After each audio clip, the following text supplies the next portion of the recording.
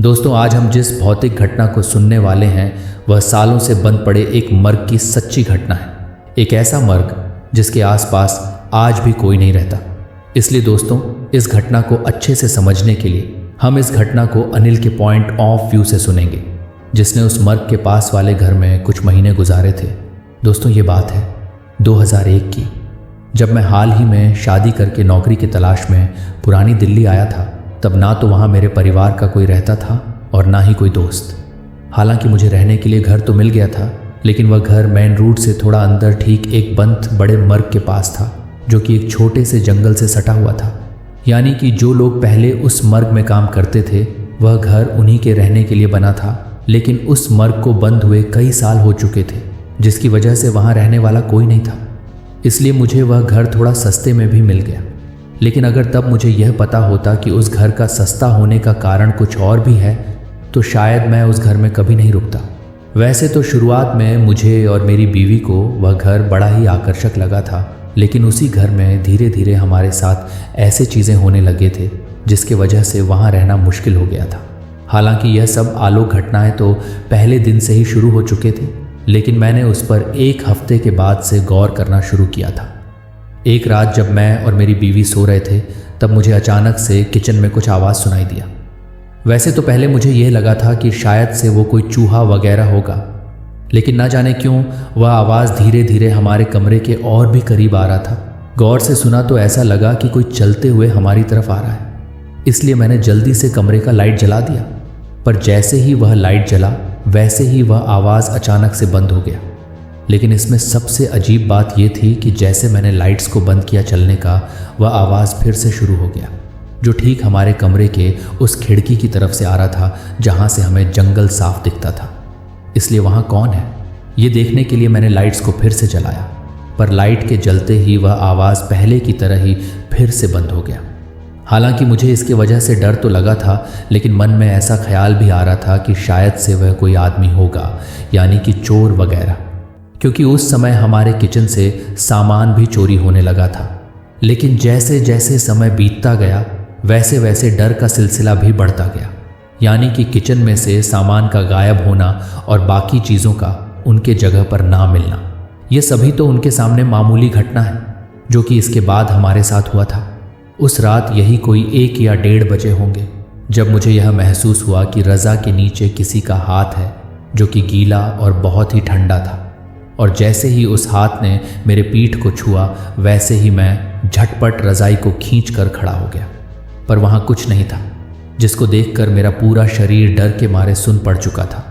हालांकि मैं इसे भ्रम कहकर टाल तो देता, लेकिन मेरे पीठ पर गीले हाथों के जो निशान थे वह कुछ और ही कह रहे थे।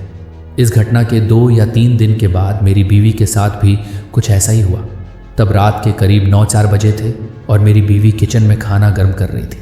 तभी उसने अचानक खिड़की के बाहर एक काली से आदमी को खड़ा देखा, जो कि उसी की तरफ देख रहा था, जिसको देखकर मेरी बीवी इतना डर गई थी कि उसने डर के मारे चिल्लाना शुरू कर दिया। हालांकि चीख को सुनते ही मैं सीधे किचन की ओर भागा, लेकिन वहां जाकर देखा कि मेरी बीवी बेहोश पड़ी है। होश में आने के बाद जब मेरी बीवी ने यह सब बताया, तब वह बहुत ही डरी हुई थी, इतना कि वह अब उस घर में नहीं रहना चाहती थी। लेकिन पैसों की तंगी के कारण मैं तब उस घर को छोड़ भी नहीं सकता था। हमें कम से कम किसी भी तरह वह महीना निकालना था। इसलिए यह सब कहकर मैंने अपनी बीवी को कुछ दिन और रुकने के लिए मना लिया।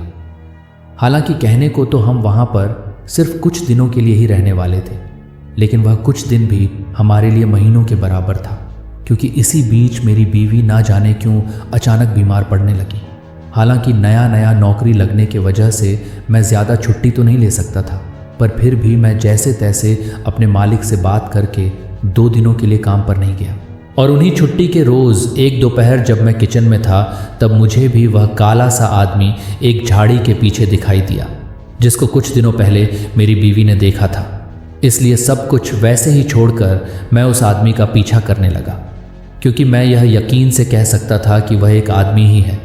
लेकिन उस मोड़ को पार करते ही जैसे मैं उस जंगल के थोड़ा अंदर गया, वह आदमी अचानक से ना जाने कहाँ गायब हो गया। वह आदमी मेरी से कुछ ही दूरी पर था, इसलिए मैं यह सोचकर उसे ढूंढता रहा कि वह यहीं कहीं छुपा होगा। लेकिन काफ़ी देर तक ढूंढने पर भी वह आदमी मुझे नहीं मिला। पर जैसे ही मैं घर लौटने को हुआ वैसे ही मेरे पैरों के पास मुझे कुछ हड्डी के टुकड़े दिखाई दिए। आसपास गौर से देखा तो वहाँ और भी हड्डियाँ थीं, लेकिन वह हड्डी इंसानों का होगा ये मैंने सपने में भी नहीं सोचा था। मुझे इसके बारे में तब पता चला जब मैंने वहाँ से थोड़ी दूरी पर एक दुकान वाली से पूछा, जहाँ मुझे यह भी पता चला कि वह जो मर्ग है वहाँ पहले उन लोगों के मृत शरीर को लाया जाता था जिनके परिवार वाले नहीं होते थे, जहाँ पर उन मृत शरीरों को इलेक्ट्रिक चैम्बर में डालकर उन्हें जला दिया जाता था और उसके बाद जो बचता था यानी कि उनके अस्थियों को मौर के कर्मचारी मौर के पीछे जंगल में गड्ढा करके दफना देते थे। ये सब जानने के बाद मेरे लिए भी वहाँ रहना मुश्किल हो गया था, क्योंकि यह बात साफ हो चुका था कि अभी तक हम वहाँ पर जो भी महसूस कर रहे थे या फिर जो कुछ देख रहे थे वह सब वहाँ के भटकने वाले आत्माओं के वजह से था, उन आत्माओं के वजह से जिनको अभी तक मुक्ति नहीं मिली थी। ये सब जानने के बाद हम वहाँ पर जितने भी दिन रुके थे उतने दिन भी हमारे साथ ना जाने कितने ही डरावनी चीज़ें घट चुके थे, जिनसे हम दोनों को ही डर तो लगता था, लेकिन मजबूरी की वजह से वह महीना हमें वहीं पर गुजारना पड़ा, जिसका खौफनाक अनुभव हमेशा हमारे साथ रहेगा। तो दोस्तों ये तो था वह घटना जो कि अनिल के साथ घटा था। आपको यह कैसा लगा आप हमें कमेंट करके ज़रूर बताना।